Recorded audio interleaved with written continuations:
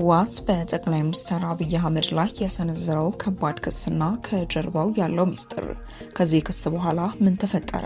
ደብረጽዮን ምን አለው? ሰላም ጤና ይስጥልን የተከበራችሁና የተወደዳችሁ ተመልካቾቻችን፣ ዛሬ እጃችን ላይ ገባውን አዲስና እጅግ አስደንጋጭ መረጃ ይዘንላችሁ ቀርበናል።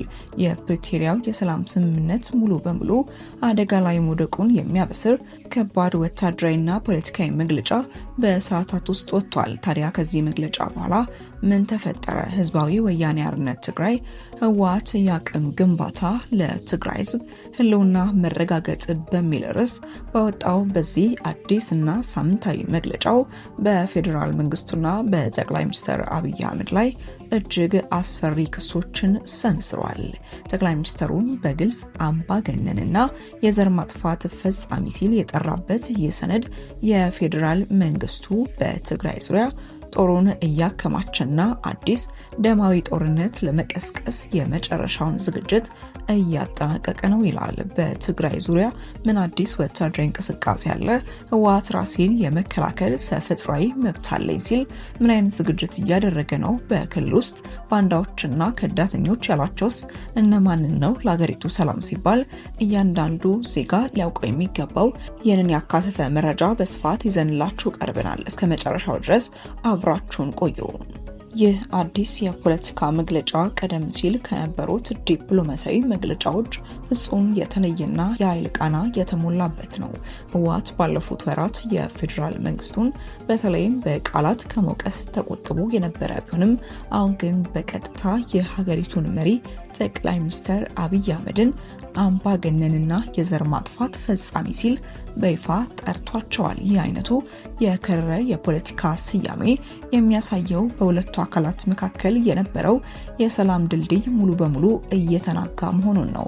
መግለጫው እንደሚለው የፌዴራል መንግስቱ ከፕሪቶሪያው ስምምነት በኋላ ሊያከናውናቸው የሚገቡትን የሰላም አማራጮች በሙሉ ዘግቷል። ከዚያም አልፎ በትግራይ አዋሳኝ መስመሮችና ስትራቴጂካዊ ቦታዎች ላይ ከፍተኛ የወታደር ቁጥርና ከባድ መሳሪያዎችን እያከማቸ እንደሚገኝ ህወሓት ይከሳል።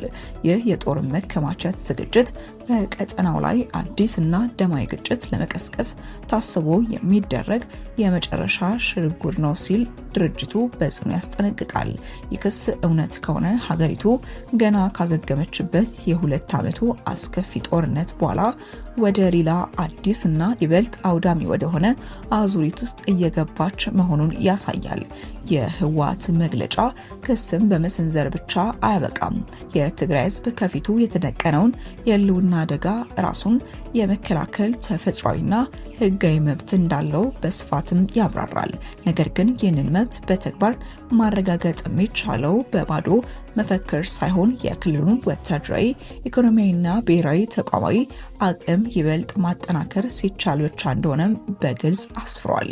ይህ ነጥብ ከቅርብ ቀናት ወዲህ ከዓለም አቀፉ ተቋማት በተለይም ከሁማን ራይትስ ዎች ከወጣው ሪፖርት ጋር በቀጥታ ይገናኛል።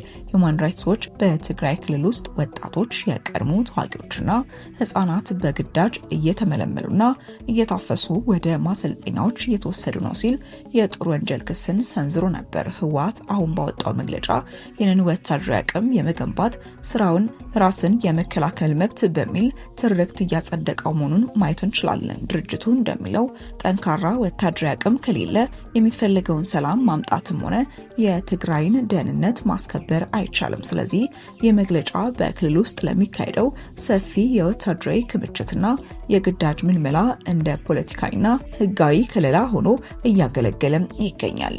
ፍጥጫው ከፌዴራል መንግስት ጋር ብቻም አይደለም። የትግራይ ጊዜያዊ አስተዳደርና የህወሓት ፍጥጫ በእጅጉ የተካረረ ነው። ወደ ውስጣዊ የፖለቲካ ምህዳሩ ስንገባ መግለጫው እጅግ አስደንጋጭ የሆኑ የውስጥ ፍንጮችን ይሰጠናል። በትግራይ ክልል ውስጥ በአሁኑ ወቅት በህወሓት ሊቀመንበር ዶክተር ደብረጽዮን ገብረ ሚካኤል በሚመራው ፓርቲና በአቶ ጌታቸው ረዳ በሚመራው ፓርቲ መካከል ከፍተኛ የስልጣንና የፖለቲካ መከፋፈል እንዳለ ይታወቃል።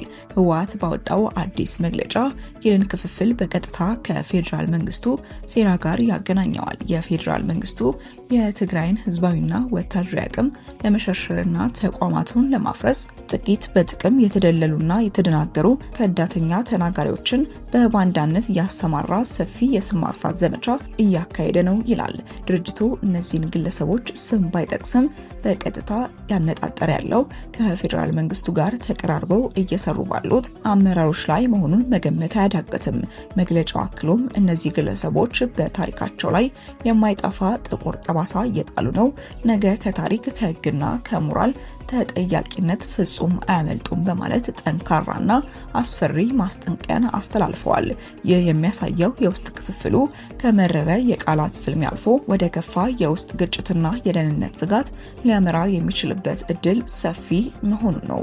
በመግለጫው ማጠቃለያ ላይ ህወሓት የትግራይ ህዝብ በአስቸኳይ አንድነቱን ሊያጠናክርባቸው የሚገቡ 3 ዋና አገራዊ አጀንዳዎችን አስቀምጧል። እነሱም አንደኛ የትግራይን ሉዓላዊነት ማስከበር፣ ሁለተኛ እስካሁን በኃይል ተይዘው የሚገኙ የትግራይ መሬቶችን ማስለቀቅ፣ ሶስተኛ በሚሊዮን የሚቆጠሩ ተፈናቃዮችን ወደ ቀድሞ ቀያቸው መመለስ።